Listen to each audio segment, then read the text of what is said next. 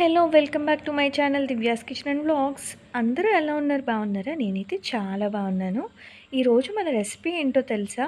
Already చూసే ఉంటారు కదా. ఎస్, కడాయి మష్రూమ్. ఇది ఇంట్లోనే చాలా ఈజీగా చేసుకోగలిగే ఒక మంచి రెసిపీ అన్నమాట.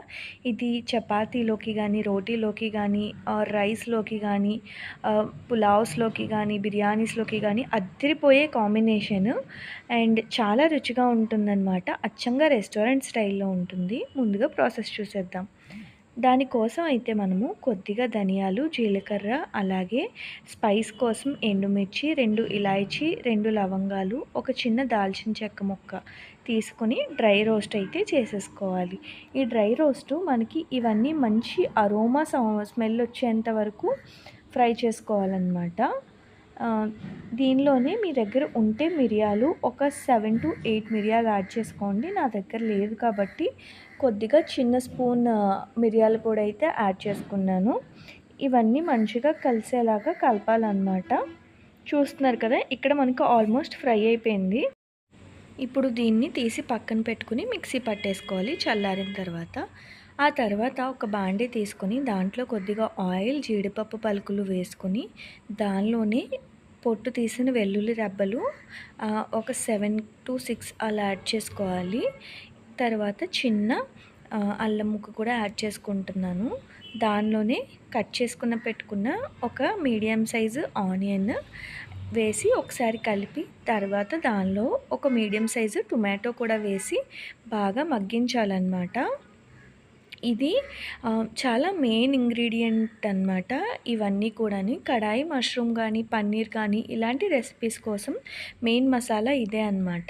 ఇప్పుడు ఈ ఉల్లిపాయ ముక్కలు, టొమాటో ముక్కలు తొందరగా కుక్ అవ్వడం కోసం నేను కొద్దిగా సాల్ట్ యాడ్ చేసి కుక్ చేసుకుంటున్నాను. మూత పెట్టి కుక్ చేసుకుంటే తొందరగా కుక్ అయిపోతాయి.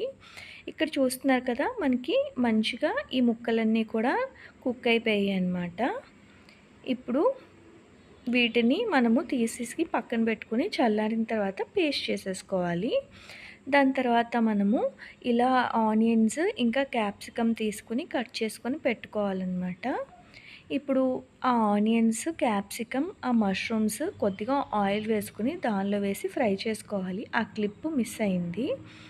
సో ఇలా ఫ్రై చేసుకోవాలన్నమాట. ఇలా కొద్దిగా సాల్ట్ వేసుకొని ఫ్రై చేసుకుంటే మనకి మష్రూమ్స్లో వాటర్ అంతా బయటకు వచ్చేస్తుందన్నమాట. ఆ వాటర్ అంతా బయటకు వచ్చేసి కుక్ అయ్యేంత వరకు క్యాప్సికమ్ అవి కుక్ చేసుకోవాలి. చూస్తున్నారు కదా, మనకి ఇక్కడ ఆల్మోస్ట్ కుక్ అయిపోయాయి. ఇప్పుడు అది తీసి పక్కన పెట్టేసుకొని సేమ్ బాండీలో కొద్దిగా బటర్ ఇంకా కొద్దిగా ఆయిల్ వేసి ఒక బే లీవ్స్, అలాగే కొద్దిగా జీరా వేసుకొని ఫ్రై చేసుకోవాలన్నమాట. మీ దగ్గర బటర్ లేకపోతే నెయ్యి అయినా యూజ్ చేయొచ్చు. దాని తర్వాత మనం ముందుగా ఫ్రై చేసి పెట్టుకున్న ఆనియన్, టొమాటో ఈ పేస్ట్ అంతా ఉంది కదా, దాన్ని కూడా వేసి మంచిగా ఫ్రై అవ్వాలన్నమాట. ఆయిల్ పైకి తేలేంత వరకు ఫ్రై చేసుకోవాలి. దాని తర్వాత దీనిలోనే మనము రుచికి సరిపడా ఉప్పు వేసుకొని కొద్దిగా ఫ్రై చేసుకోవాలి.